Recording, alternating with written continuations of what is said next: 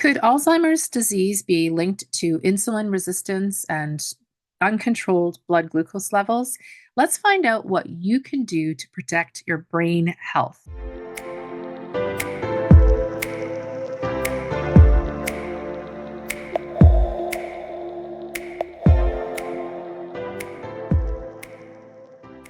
Hi, and welcome to Nature's Path to Wellness. My name is Wendy, and I am a natural nutrition clinical practitioner.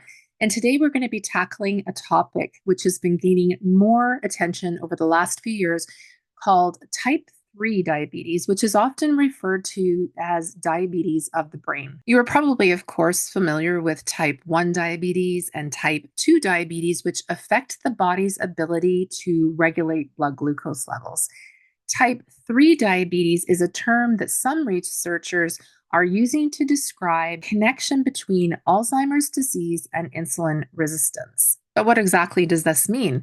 The brain actually relies on glucose as its main source of energy. Insulin helps neurons absorb glucose and function properly.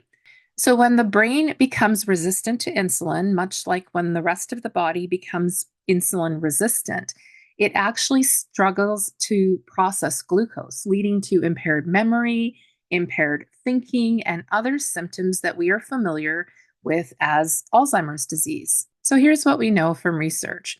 So, you're probably familiar with insulin resistance. And in type 2 diabetes, insulin resistance prevents the cells from absorbing glucose.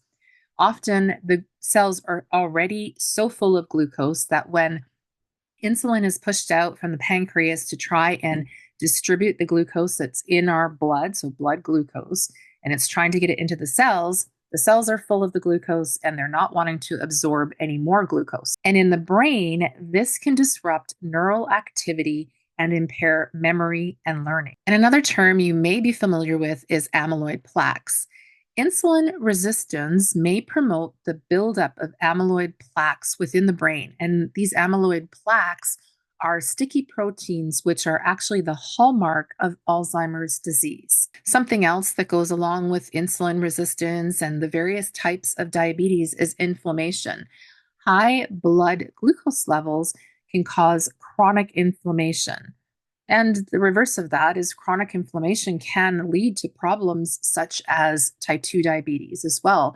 But this chronic inflammation can damage neurons within the brain, and it actually helps to accelerate cognitive decline. So, in simple terms, insulin resistance creates a toxic environment in the brain, which actually contributes to the progression of Alzheimer's disease. So, if you're somebody who struggles with insulin resistance or type 2 diabetes, it really would be the time to consider doing whatever you can to get your blood glucose levels under control.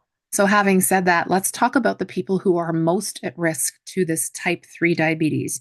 People with type 2 diabetes are definitely at higher risk of developing Alzheimer's disease. But the connection isn't just limited to those with diabetes. Risk factors can also include a high sugar or high fat diet, obesity, a sedentary lifestyle, and chronic inflammation. So, if you or someone you know falls into one of these categories or more than one of these categories, especially, it's even more important to focus on prevention strategies. The good news is with type 3 diabetes, just like with type 2 diabetes, lifestyle changes, especially when it comes to nutrition, can reduce the risk of type 3 diabetes and support your overall brain health. And here are my top nutrition tips. So, you'll want to stick with low glycemic foods. So, you'll want to choose foods such as whole grains, vegetables, and legumes that actually help to stabilize your blood sugar levels. Healthy fats. Omega-3 fatty acids in foods like salmon, walnuts, and flax seeds actually help to support brain health and reduce overall inflammation. And antioxidant-rich foods, so dark leafy greens, bright, colorful vegetables that actually help to fight oxidative stress and protect your brain cells are super important. And not just as it relates to Alzheimer's disease or anything else that we could experience health wise, we really want to limit, of course, our sugar intake and processed food intake. High sugar diets, of course, increase insulin resistance and inflammation, which are two contributing factors to Alzheimer's disease. And these simple changes can actually have a profound impact on your long term brain health. If you've ever known somebody who has had Alzheimer's disease, it is just an absolutely catastrophic thing to have to deal with.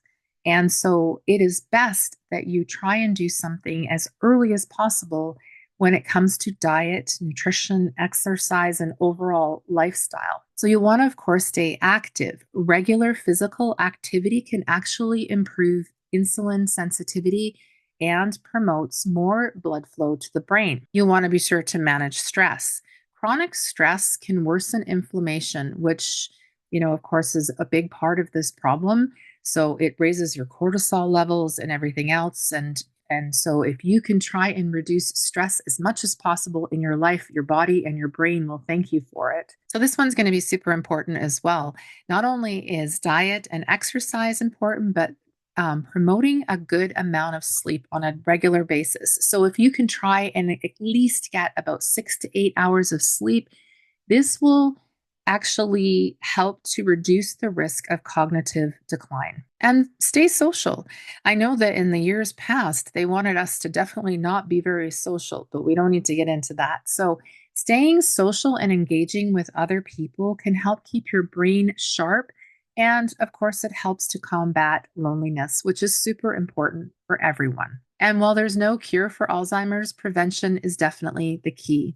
Focusing on having a healthy lifestyle, getting regular checkups with your family doctor, focusing on nutrition and exercise are going to be the things that will help to prevent Alzheimer's from occurring in the first place. Type 3 diabetes or Alzheimer's disease reminds us of the deep connection between all of the different facets of our overall health and our brain health. And by taking small steps today, we can reduce our risks for tomorrow. If you found this video helpful, be sure to share it with somebody else. Maybe consider giving it a thumbs up. And if you haven't already subscribed, do consider subscribing for more health and nutrition information. And I look forward to seeing you here again at Nature's Path to Wellness, where your journey to lifelong health begins. Take care, and we'll see you again soon.